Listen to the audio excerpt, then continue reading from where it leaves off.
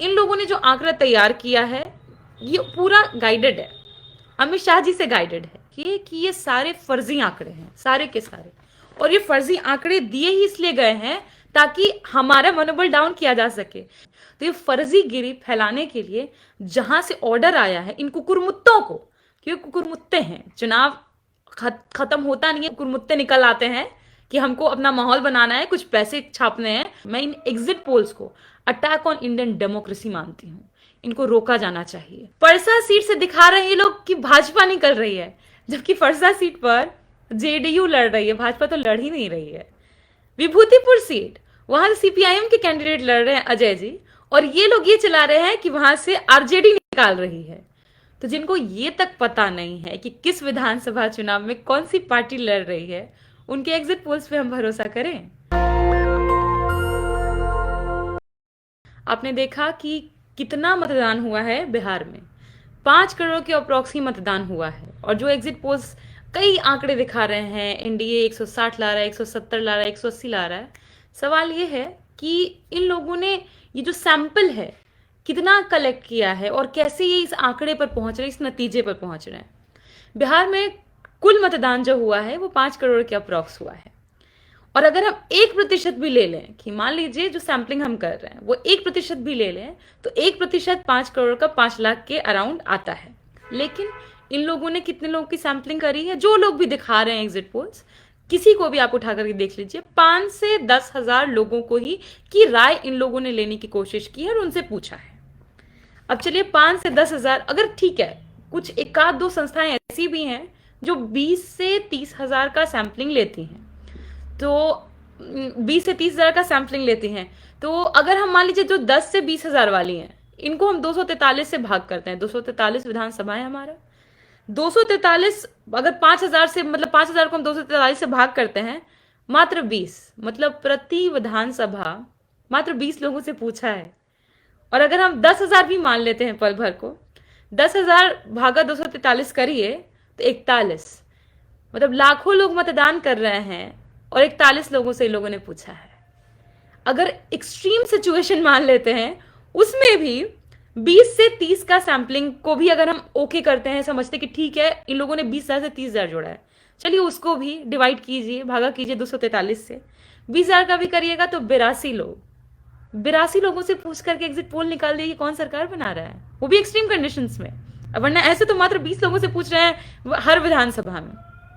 Important बात यह है कि अगर मान लीजिए, अब तो सिर्फ ये जो मैंने आपको बताया ये सिर्फ साइज है, नंबर्स हैं। अब इसमें हम कैटेगराइजेशन पर आते हैं। कैटेगराइजेशन किसी से भी हम लोग कोई भी, क्योंकि मैं खुद रिसर्च स्कॉलर हूँ, कई डाटा हम कलेक्ट करते हैं तो कई आधार पर कलेक्ट करते हैं। अब इनका देखिए, अब हम कैटेगरीज अगर बनाएं तो बिहार में यूथ हैं, जेंजी आबादी है, महिलाएं हैं, ओपीएस हैं, जो रिटायर्ड लोग हैं, उनके अपने कंसर्न्स हैं, बूढ़े बुजुर्ग हैं, उसमें भी महिलाएं, उनकी अपने कंसर्न्स हैं, कई कैटेगरीज है। अब मान लीजिए इन लोगों ने 20 लोगों से पूछा, अब उसमें कितने युवा थे ये तो किसी को पता नहीं। युवाओं की, क्योंकि अपने युवाओं के मुद्दे रोजगार से जुड़े मुद्दे हैं। अगर अब रिटायर्ड बुजुर्गों से पूछने जाएंगे तो उनको ओल्ड पेंशन स्कीम चाहिए, उनको अपने मुद्दे हैं। महिलाओं के पास जाएंगे तो उनके अपने मुद्दे हैं। और अगर ग्रामीण क्षेत्रों में इन लोगों ने कितने लोगों से आंकड़ा लिया है वो अलग, वो एक अलग प्रश्न है। शहरी क्षेत्रों में कितना इन लोगों ने लिया है वो अलग प्रश्न है। मतलब अगर मैं कैटेगरी वाइज भी बताऊं, अगर हम जातिगत आधार पर लें, धार्मिक आधार पर लें, तो इतनी कैटेगरीज है, 100 से ऊपर कैटेगरीज जाएंगी। और पूछा है मात्र 20 लोगों से, 30 लोगों से, 40 लोगों से हर विधानसभा में। तो क्या ये एग्जिट पोल्स भरोसेमंद हो सकते हैं? अब खुद सोचिए। इसलिए हतोत्साहित करने की लोग कोशिश कर रहे हैं। दूसरा कि इन लोगों ने जो आंकड़ा तैयार किया है ये पूरा गाइडेड है, अमित शाह जी से गाइडेड है कि ऐसे आंकड़े दिखाओ कि लोगों का मनोबल डाउन हो जाए, टूट जाए और वो थक हार के बैठ जाए। अब खुद सोचिए कि इन लोग जो भी एग्जिट पोल्स लाया है, सीट्स के बारे में चर्चा नहीं कर रहा है कि सीट पर कौन कैंडिडेट है, और कर भी रहा है तो गलत हो रहा है। एग्जाम्पल आपको मैं दे रही हूं, परसा सीट से दिखा रहे हैं ये लोग कि भाजपा निकल रही है, जबकि परसा सीट पर जेडीयू लड़ रही है, भाजपा तो लड़ ही नहीं रही है। विभूतिपुर सीट, वहां से सीपीआईएम के कैंडिडेट लड़ रहे हैं अजय जी, और ये लोग ये चला रहे हैं कि वहां से आरजेडी निकाल रही है। तो जिनको ये तक पता नहीं है कि किस विधानसभा चुनाव में कौन सी पार्टी लड़ रही है, उनके एग्जिट पोल्स पे हम भरोसा करें? सबसे बड़ी बात है जो मैं कहना चाह रही थी आप लोगों से जुड़ करके, कि ये सारे फर्जी आंकड़े हैं, सारे के सारे। और ये फर्जी आंकड़े दिए ही इसलिए गए हैं ताकि हमारा मनोबल डाउन किया जा सके। बिहार का इतिहास उठा के देख लीजिए, 70 से 80% जितने एग्जिट पोल्स हुए हैं बिहार को लेकर के, सब झूठे निकले हैं, सब फर्जी निकले हैं। तो ये फर्जीगिरी फैलाने के लिए जहां से ऑर्डर आया है इन कुकुरमुत्तों को, क्योंकि कुकुरमुत्ते हैं, चुनाव खत्म होता नहीं है, कुकुरमुत्ते निकल आते हैं कि हमको अपना माहौल बनाना है, कुछ पैसे छापने हैं, कुछ जुएबाजी करवानी है, सट्टेबाजी करवानी है, अपना प्रॉफिट कमाना है, इसलिए आए हैं। मैं तो इन कुकुरमुत्तों को, और खास तौर पे मैं इन एग्जिट पोल्स को अटैक ऑन इंडियन डेमोक्रेसी मानती हूँ। इनको रोका जाना चाहिए। ऊपर से अमित शाह जी ने गाइडेंस भेजा है। गाइडेंस जो हमारे पास इनपुट आया है, मैं आपको एकदम क्लियर बता रही हूँ। गाइडेंस है कि 160 से 170 सीटों पर दिखाना है कि एनडीए आ रही है आगे। कुछ देर में 200 भी बताना शुरू कर देंगे, हो सकता है 243 भी बोल दे, कोई ठीक नहीं है। और ये इसलिए भी किया जा रहा है ताकि जो अधिकारी हैं उन अधिकारियों पर एक प्रेशर बनाया जा सके कि आपको धांधली में साथ देना है। कई अधिकारी ऐसे हैं जो चाहते हैं, ईमानदार है, चाहते हैं कि जो पोलिंग हुआ है और उस पर जब काउंटिंग हो तो कोई गड़बड़ी ना हो, ये चाहते हैं। पर अमित शाह जी पटना में बैठे हुए थे, आपको मालूम है, और बैठने के बाद उन्होंने क्या किया है, देश की सुरक्षा व्यवस्था को ताक पर रखा है।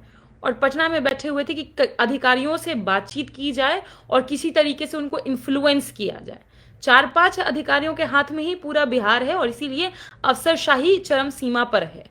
पर कई अधिकारी ऐसे हैं जो चाहते हैं कि बिहार में जो भी मतदान हुआ है उसकी जो मतगणना हो, जिस दिन काउंटिंग हो, तो उस सही तरीके से काउंटिंग हो।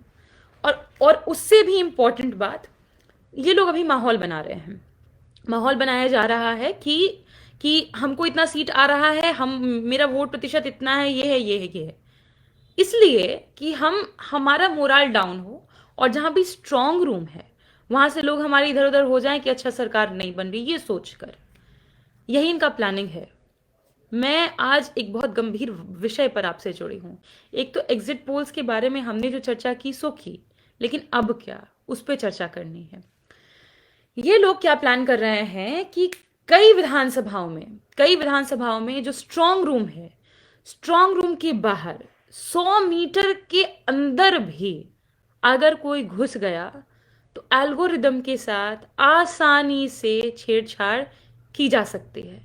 इनका पूरा है आइडिया, प्रोपेगेंडा कि मनोबल डाउन किया जाए मीडिया के माध्यम से, इन कुकुरमुत्तों के माध्यम से जो एग्जिट पोल्स के नाम पे बाहर निकलते हैं, उनके माध्यम से, ताकि हमारे लोग कमजोर पड़े। लेकिन एक अपील करने के लिए मैं आपसे जुड़ी हूं, जहां जहां हमारे आरजेडी ये कार्यकर्ता है, जहां जहां हमारा स्ट्रांग रूम है, डटे रहिए, भिड़े रहिए।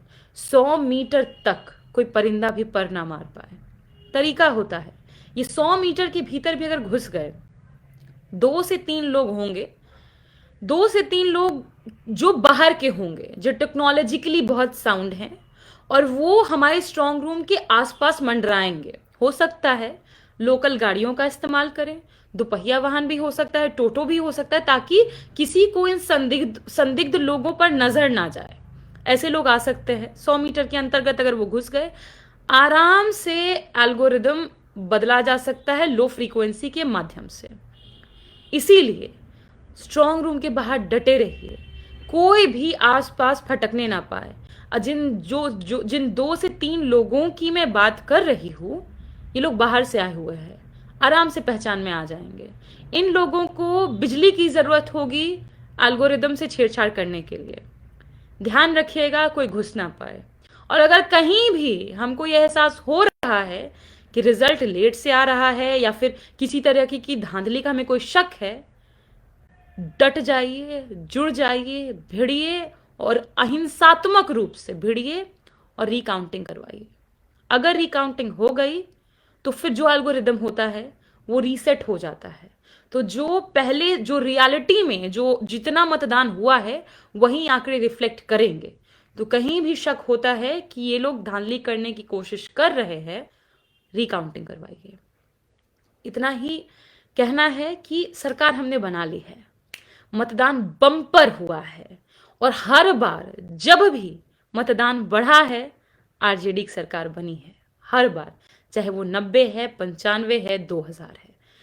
इसीलिए इनको भी मालूम है कि इस बार अगर ये सरकार से गए दोबारा आ नहीं पाएंगे, 20 सालों तक आ नहीं पाएंगे, क्योंकि जितनी बिहार में लोगों ने तबाही लाई है, चाहे वो किसानों का भविष्य बर्बाद करना हो, युवाओं का भविष्य बर्बाद करना, उनकी फसलें बर्बाद करनी हो, बीमा नहीं देना हो, महिलाओं की सुरक्षा का मामला हो, बहुत सारे सतहों पर इन्होंने बिहार को बर्बाद किया है। न एमएसएमई आने दिया है, न इंडस्ट्री आने दिया है, न आईटी पार्क आने दिया है, न एसईजेड आने दिया है, न फूड प्रोसेसिंग यूनिट आने दिया है।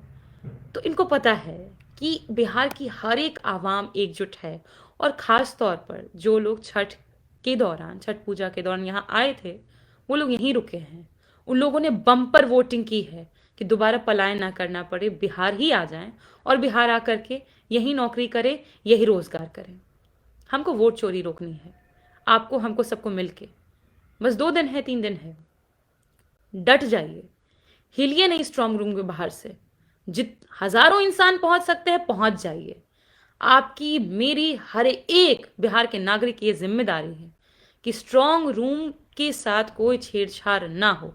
कोई भी संदिग्ध दिखे उसको तुरंत पकड़िए, प्रशासन को सौंपिए, हमें सूचित करिए।